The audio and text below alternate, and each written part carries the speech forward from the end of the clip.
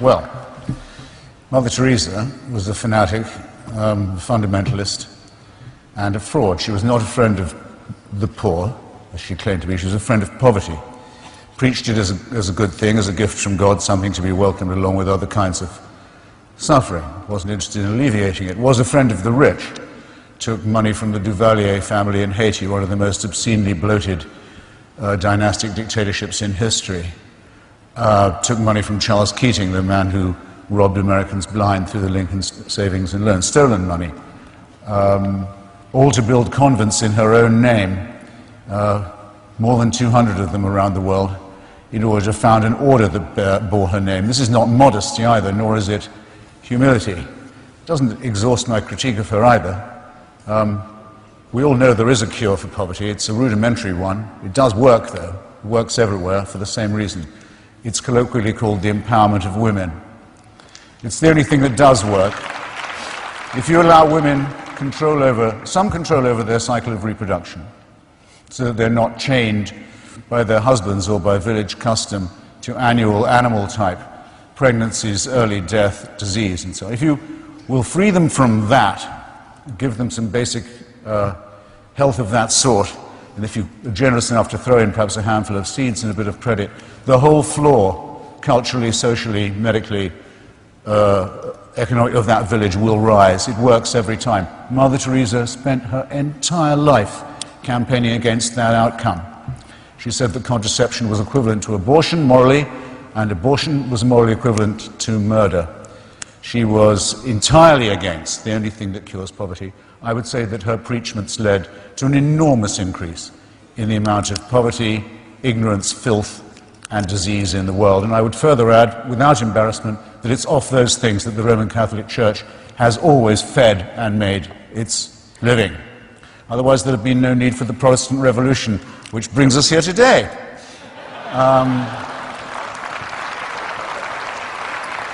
And believe me, I've barely started with that terrible person.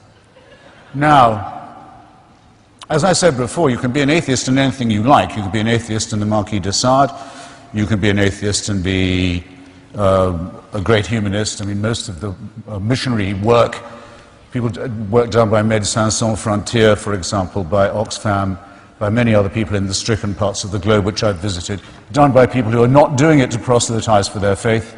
They're not doing it handing out Bibles surreptitiously. They're not doing it for any such reason. They're doing it for its own sake. That's a beautiful humanism, and I admire it. I even think it has a slight superiority, and there's no hidden agenda to it. But I'm not going to have Nazism called secularism, if you don't mind. I'm a prisoner of what I know here. I know too much about it. I've read Mein Kampf, for example, which most people have not, where Hitler says several times, starting very early on, that he's doing God's work in exterminating the Jews. He went on saying that. The Vatican was shown the book. In those days, they would ban any book they didn't like the look of. They were one of the great book banning organizations in the world. They didn't ban the book that was written by the leader who made his first political treaty in Germany with them and their church, and outside Germany between his dictatorship and the Vatican. If you wanted to take your oath, well, you didn't have to want to, you had to, if you were in the German army and the SS, to take your oath to the Führer, which was compulsory. You took it like this: I swear by Almighty God, undying fealty. Around your belt, if you were a soldier in the Nazi army, you had to wear a buckle that said Gott mit uns, the German for God on our side. Like every other form of totalitarianism and fanaticism, this is religious in itself, and it was not,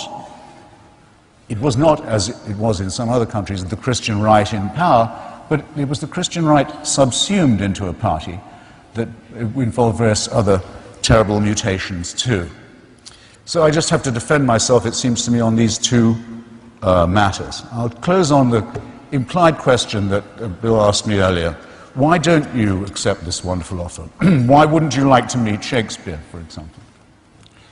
I mean, I don't know if you really think that when you die you can be corporeally reassembled and have conversations with authors from previous epochs. It's not necessary that you believe that in Christian theology, and I have to say it sounds like a complete fairy tale to me. The only reason I want to meet Shakespeare, or might even want to, is because I can meet him any time, because he is immortal in the works he's left behind.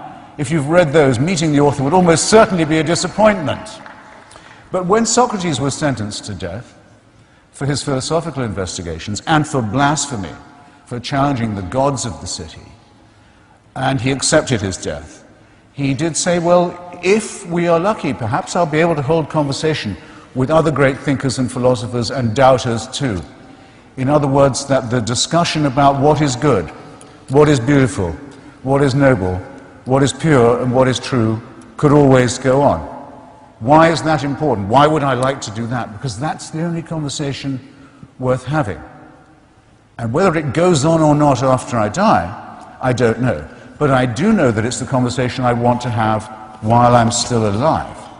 Which means that to me, the offer of certainty, the offer of complete security, the offer of an impermeable faith that can't give way, is an offer of something not worth having.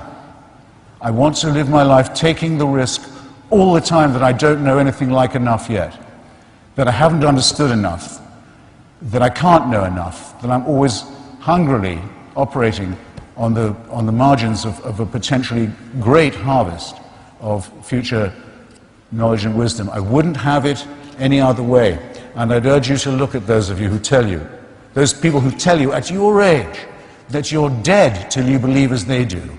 What a terrible thing to be telling to children. And that you can only live, and that you can only live by accepting an absolute authority. Don't think of that as a gift. Think of it as a poisoned chalice. Push it aside, however tempting it is. Take the risk of thinking for yourself. Much more happiness, truth, beauty, and wisdom will come to you that way. Thank you.